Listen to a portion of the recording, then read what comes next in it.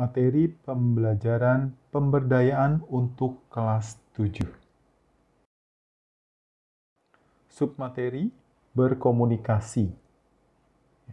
Bagian yang pertama adalah komunikasi verbal. Apa itu komunikasi? Komunikasi adalah proses pertukaran suatu informasi antar individu atau kelompok dengan adanya makna atau tujuan yang ingin disampaikan.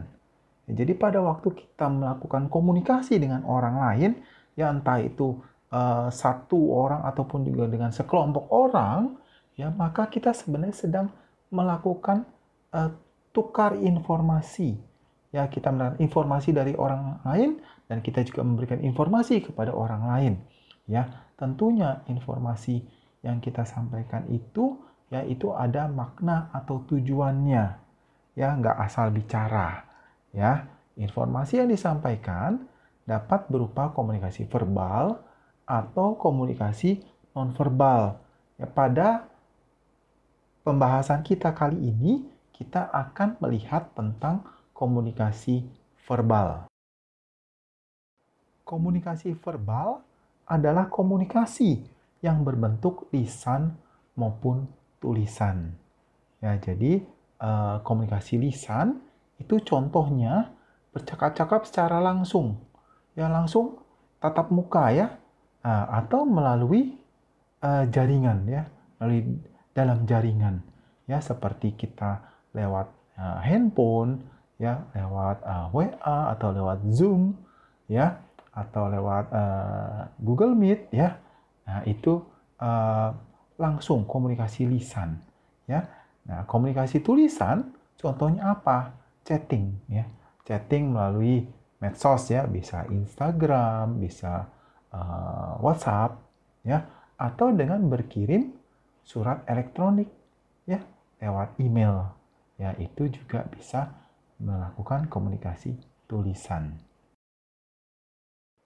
Apa saja karakteristik yang harus kita ketahui ya dalam berkomunikasi secara verbal ya supaya komunikasi kita dapat berjalan dengan baik, orang dapat mengerti pembicaraan kita. Yang pertama, jelas dan ringkas. Yang kedua, pilihan katanya bagaimana? Kita mau pilih kata-kata yang sulit atau yang mudah dimengerti. Arti konotatif, arti denotatif ya. Apa? Ya, intonasinya bagaimana? Ya, apakah datar-datar saja ya atau kita gunakan intonasi suara yang berbeda-beda dalam kita berkata-kata. Terus juga kecepatan bicara. Ya, kita mau bicaranya lambat-lambat atau cepat-cepat ya. Nah, itu juga harus kita ketahui. Juga humor. Ya, apakah perlu kita bercanda atau memasukkan humor dalam pembicaraan kita atau tidak? Ya, nanti kita lihat satu persatu. Jelas dan ringkas. Ya, artinya kita menggunakan kata-kata yang sederhana, kalimat yang pendek dan langsung pada poinnya. Ya. Nah, berbicara secara lambat dan pengucapan yang jelas itu akan membuat kata atau kalimat yang disampaikan itu semakin mudah untuk dipahami oleh lawan bicara kita. Ya, tapi kalau kita gunakan kata-kata yang sulit, ya kata-kata yang sulit juga kalimatnya panjang-panjang, itu sulit untuk disimak. Apalagi kita bicaranya dengan cepat, ya makin susah orang menangkap maksud pembicaraan kita. Ya, jadi kita harus jelas dan ringkas. Berikutnya pilihan kata, ya. Penggunaan kata-kata yang mudah dimengerti oleh seseorang akan meningkatkan keberhasilan dalam komunikasi.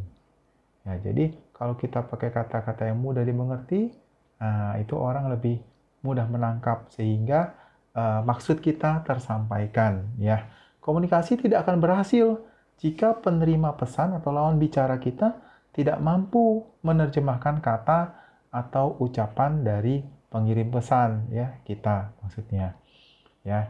Jadi percuma kita ngomong kalimatnya sulit gitu ya, kata-katanya sulit, ya, tapi orang nggak ngerti yang kita mau sampaikan, ya percuma, ya.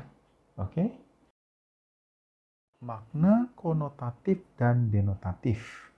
Makna konotatif adalah makna yang tidak sebenarnya, kiasan, ya, dapat memiliki arti yang sangat berbeda dari arti kata sebenarnya. Ya, contoh, ya, orang tua banyak makan asam garam kehidupan. Ya, bukan berarti terus orang tua itu kebanyakan makan garam, kebanyakan makan asam, tapi lebih berpengalaman. Itu arti konotatifnya. Ya. Nah, makna denotatif adalah makna kata sesuai apa adanya. Tidak ada arti tambahan dalam kata tersebut. Ya, contohnya, ya, kamu makan ayam goreng. Ya sudah, berarti artinya ya kamu makan ayam yang digoreng gitu, ya. Tidak ada arti tambahan, ya. Oke. Intonasi. Nah, intonasi, ya, pengirim pesan dapat memperkuat arti pesan melalui intonasi atau nada suara yang dikirimkan.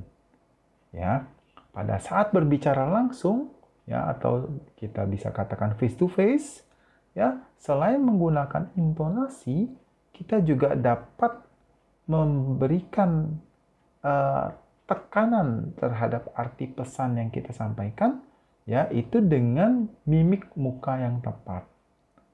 Ya, jadi kita bisa menambahkan selain intonasi juga dengan mimik muka. Tapi kalau melalui telepon, ya, ya itu otomatis tidak bisa lah, ya, tidak kelihatan gitu ya. Oke. Kecepatan berbicara.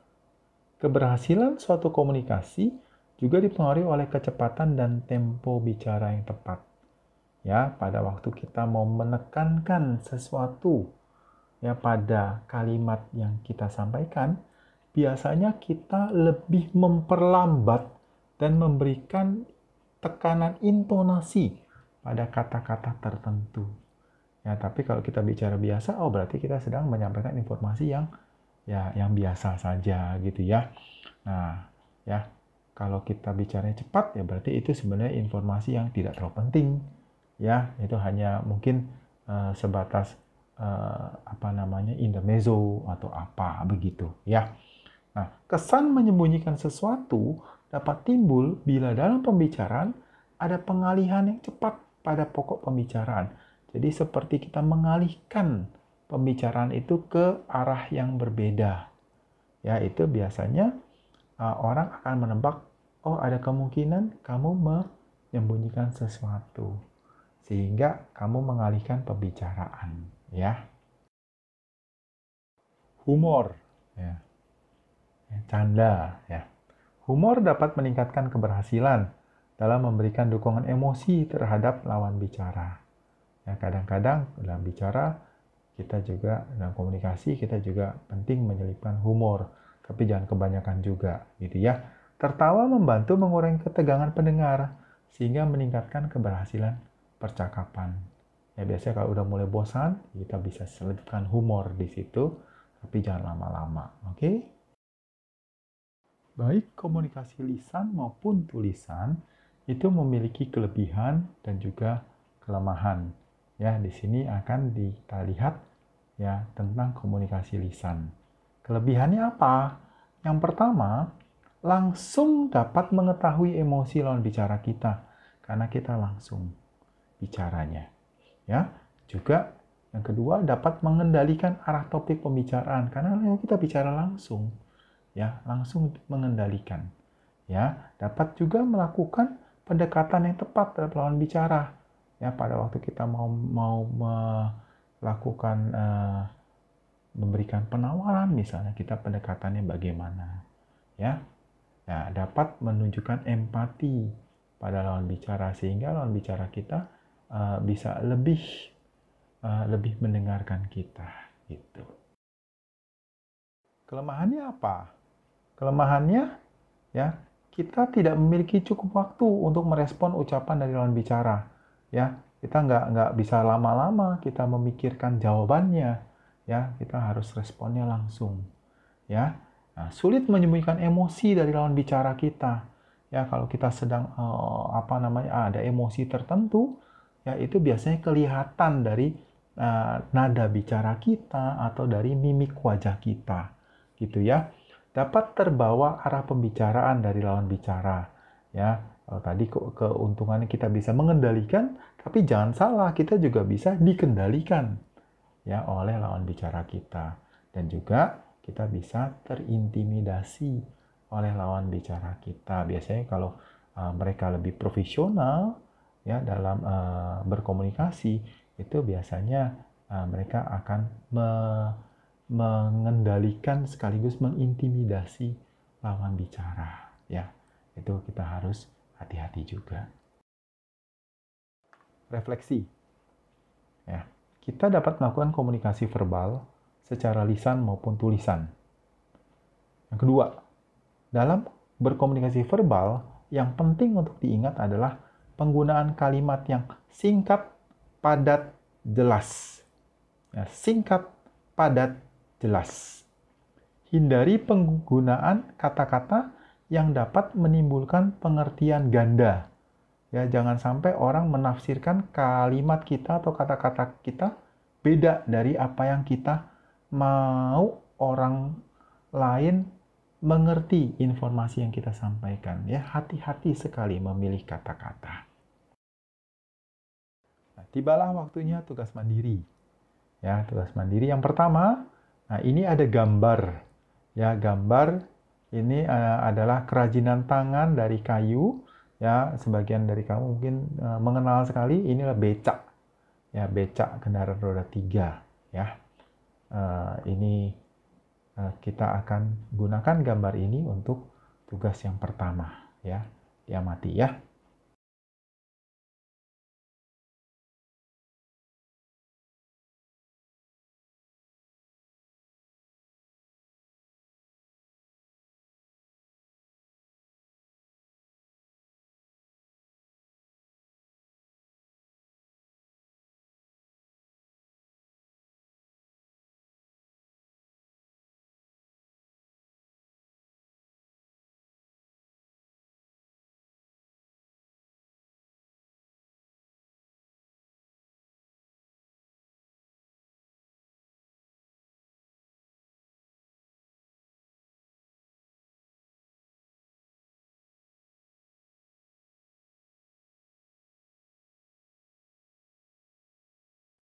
Tugas yang kedua, ya, ceritanya kamu baru saja, ya, ini ceritanya ya, bukan sebenarnya. Ya, kamu baru saja mendapat kabar bahwa teman SD kamu, ya, sekarang kamu kan kelas 7, waktu kamu SD, ya itu sakit parah. Ya, sehingga harus dirawat di rumah sakit. Ya. Nah, sedangkan kamu tidak bisa berkunjung ke rumah sakit. Ya. Nah, jadi apa yang kamu bisa lakukan ya? Telepon. Nah, teman kamu nggak bisa terima telepon, nggak bisa bicara. Ya. Nah, hanya bisa membaca. Ya. Nah, sebagai teman baiknya, kamu mau menghibur melalui pesan WA. Ya, kamu, oh ya, ya udah saya chatting saja lewat WA. Ya, kamu hibur. Ya, tuliskan isi pesan kamu yang menunjukkan perhatian kamu terhadap teman kamu yang sakit itu. Ya, kamu tuliskan ya, apa saja. Ya. Nah, isi pesan antara 5 sampai 10 kalimat. Ya, jangan kurang, jangan juga lebih ya. Nah, itu kamu tuliskan ya. Oke? Ya, itulah tugas mandiri kamu. Ya, yang tadi yang pertama, ini yang kedua. Sudah selesai pembelajaran kita kali ini. Sampai jumpa di video berikutnya. Selamat belajar.